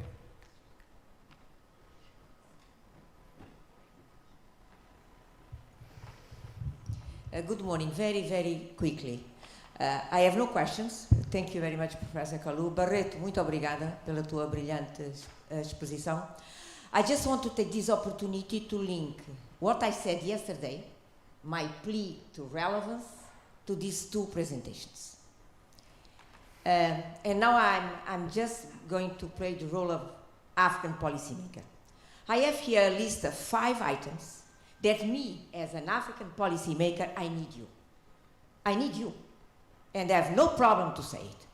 First, energy sector. I will go there. How I need you. Second, financing for development. Third, industrialization. Fourth, social protection. And fifth, democracy. Let me start. Maybe I will not have time to touch on 5. Please. But I will, at least out of these 5, I will provide 2 examples. Energy and industrialization. How, me, as an African policymaker, I need you. Why I need you? Let's start on the first example, energy. Global narrative on green energy transition is a trap for Africa. It's a trap. For me as an African policymaker to push it back, I need you. Can you help me to do that? To push back the green energy transition global narrative, and I will say why is a trap. Africa contributes with CO2 only, correct? But you have a global narrative to ask Africa to transition. May I ask you, you are already in that chair, you are in that position. Can you transition to a position that you are already there? It doesn't make sense. What the global narrative is asking to Africa does not make sense. Okay. What they are doing is to put us in a straitjacket, clearly, so we can produce carbon credits, they can buy carbon credits, and they keep their consumption partner. But to push it back, I need you. Then comes what Barreto said. The first item in Barreto's list was industrialization. How can we address industrialization in Africa without energy? Impossible. And what? So the green jacket on green energy transition is preventing us from industrialization. It's preventing us of using Africa's middle class that is growing in a fast and fast way to get there. Let me tell you a quick story. 2 years ago, I started developing a narrative on industrialization. And I started saying, Africa, okay, I have nothing against promoting exports. It's obvious. We are in a global world, you need to promote. But please, don't cancel Africa's narrative on import substitution. Don't cancel. Because the export promotion global narrative applied to Africa in a silent way is crowding out Africa's import substitution strategy. Why? Because the growing middle class is supposed to serve others' markets, others' industrialization, no, not ours. So, let's put import substitution as the second track on the industrial policy. But as Barreto said, it cannot be at the national country level because we have not economies of scale. So we need to start, and then I need you, my second request, for free, don't ask me for fees because I don't have money. My second request, please help me develop an African narrative where I defend a continental import substitution strategy to take advantage of the growing African middle class, as everybody did in the world. Europe did, China did, Latin America is, why you cannot do? When I start developing this import substitution strategy, do you know what they told me? No, you are wasting your time. Africa failed in the 60s, in the 70s, in the 80s, so there is no way that you will be able to do it. Thank you. We need to understand why we failed our first attempt to industrial. My third request, I will not, is on social protection. If you read all the reports, even UN reports, what is the coverage rate of social protection in those reports? Africa, 17%. Correct? That social protection coverage in Africa is 17%. May I ask you a favor? Don't buy this number. It's not true. If 70% is the coverage of universal social protection, the model that we import is true. But with all my due respect, social protection indigenous systems have been existing in Africa in the past 100 years. Thank you.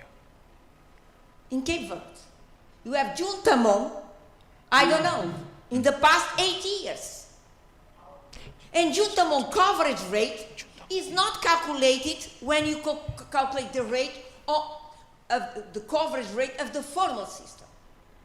So, my last plea, don't let global narratives treat Africa as an empty space.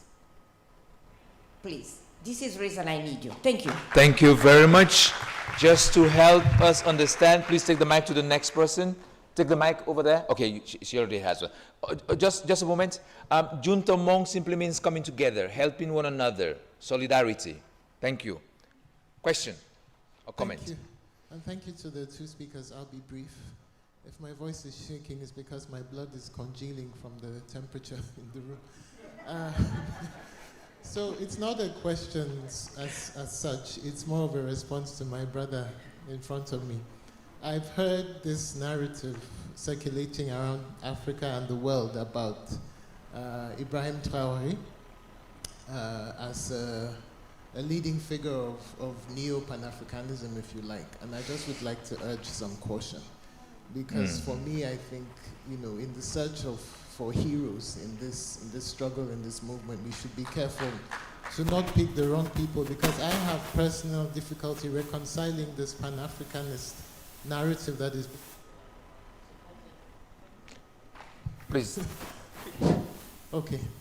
The narrative that is being put out about him, supported by quite heavy propaganda and, fake news and manipulation of images and all that, with the extensive human rights abuses that are taking place under his regime in Burkina Faso.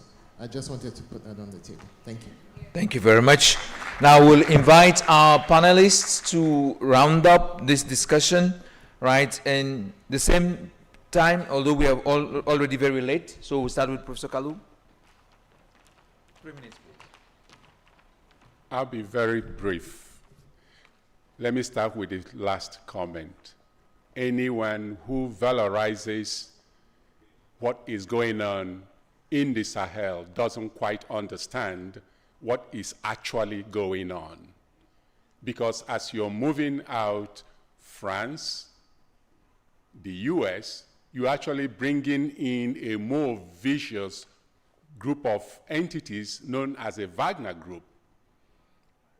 and they have absolutely no interest in stability or nation building.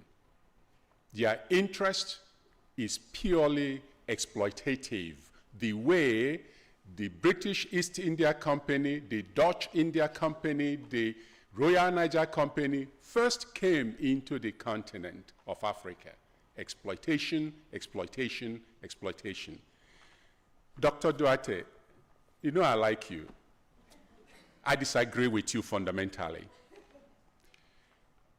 The problem with African states is not industrialization.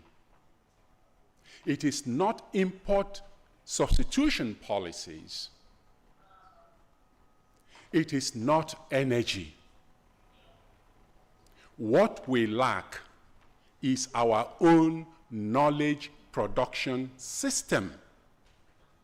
I will re-emphasize, there is not a single country in the world that has industrialized that did not do it through research universities. Research universities are the engine of innovation. Energy, industrialization, they are conjoined. Japan, going back to the Tokugawa era, established such entity. After destruction in the Second World War, they decided there must be something in the West that is better than what we had. They sent their students to MIT, Harvard, Chicago, Stanford, with one understanding. America, you grant them visa, but they all must come back. China did the same thing under Deng Xiaoping in 1984, decided we no longer want to be the backward country.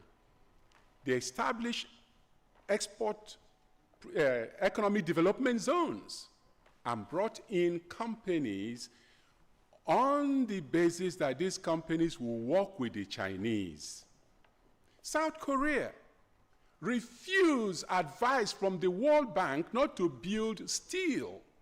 Instead, they shored up Seoul National University, and different research entities privileged them with funding and gave them targets to meet. These countries today, when they call African leaders, our president go in group to these tiny little countries. Why can't you bring them here?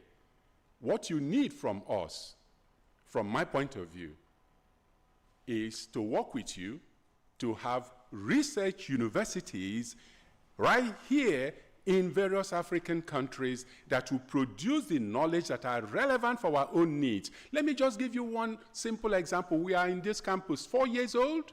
Yes. The tiles are coming apart. They are coming apart because the people who build them have no knowledge about the shifting nature of the soil.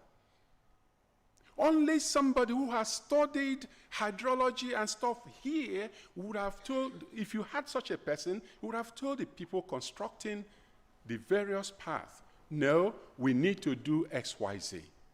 We need African scholars who are committed to this continent to provide a narrative, to provide the knowledge, because this thing is not technology.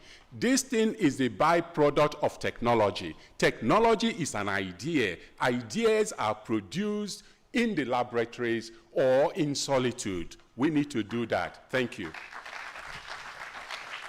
Thank you very much, Professor Isaias. Please summarize for us. Thank you very much. Let me start with the first question. It was asked in French. I'll just respond in English because of time constraint. Now, the question was how to become an integrated country, an interconnected country, talk about transport, when the country itself is not connected. I think that's a very interesting question because, and the example that was found out was DRC. It is true. In DRC, it is difficult for you to go from west to east by road because there is no good enough road for you to do that. You have to go by plane. Now, the question is how, if internally you have that challenge, how can you connect to other countries? Well, first, many things that need to be done are essentially related to policy and regulatory framework.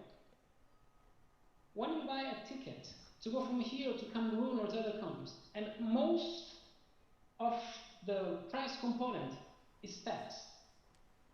When going from here to France is cheaper than going from here to Yaoundé, something is wrong.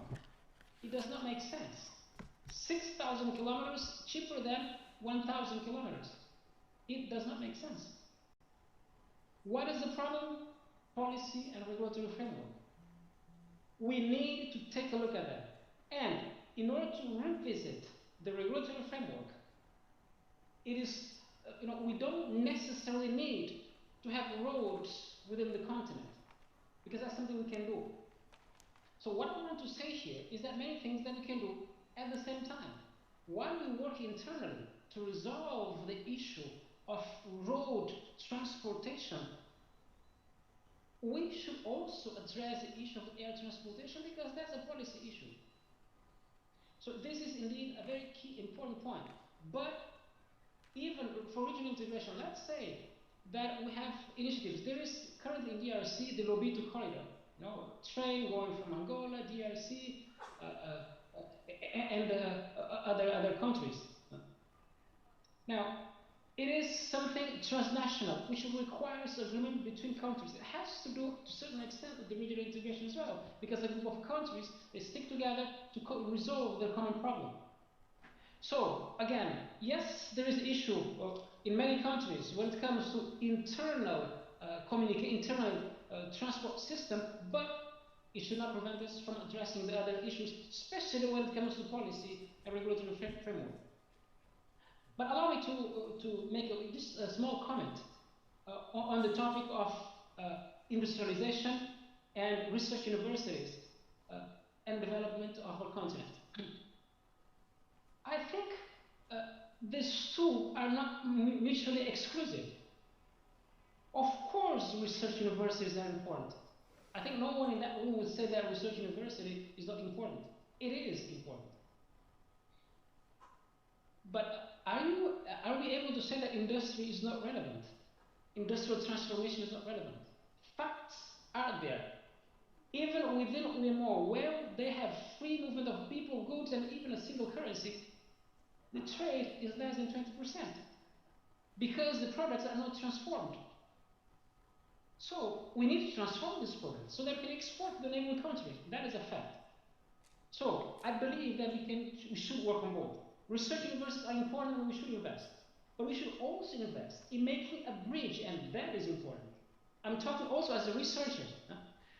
Research universities, we need to make a bridge between what the university produces and what the market needs, to a certain extent. We need a research policy that is somehow aligned with the strategic priorities of the development of our countries and our continent. So that is what we need. In terms of policy, there are many things that can be done. Establishment of institutions to promote research, etc., etc. But clear policies have to be put in place. Summarize, please. Focus on what is really relevant. Yes, Sairu is asking me to shut up. So just to say that this is indeed key. We can have both. Thank you very much. Sairu. Thank you very much, Professor Isaias. Thank you very much, Professor Kalu. Thanks to all of you, all those who asked questions and made comments. Very brilliant discussions. But I have a few announcements to make before Professor Toussaint made his own announcement. Coffee break is only for 30 minutes. Please do not waste too much time. We have two health services vehicles around. Please, in case you have any necessities, you can see those vehicles. There is an exposition at the library, Mediateca, the building right after the bridge.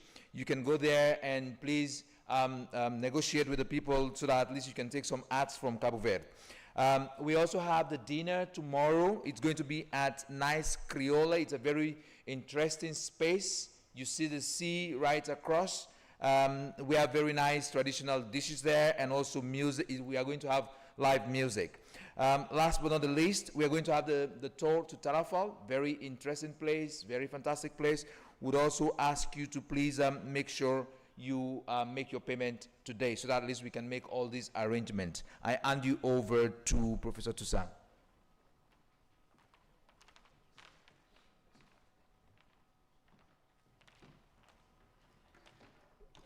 So I simply want to say a big thank you again to all of you here, but more specifically to our presenters this morning.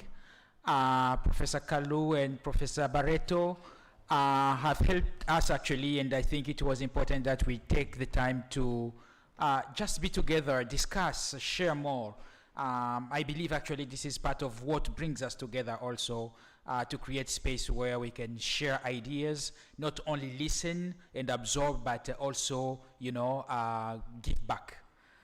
So I want to say thank you so very much, Professor Kalu, Professor Barreto, and we have a just small token that we would like to hand over to our presenters this morning. Professor Barreto, we can't send it via technology, but I will see you in Kinshasa certainly, and I will make sure to bring it to you. But I want to invite now our secretary, Titi, our newly elected secretary, Titi, to present the gift that we have for Professor Kalu.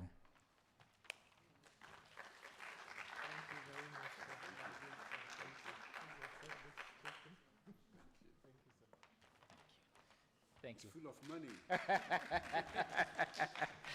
So the program will continue. As you know, we are running a little bit late behind the time. I want to also apologize for that. I hope that we will catch up. We're going to take a break now and have some coffee or tea.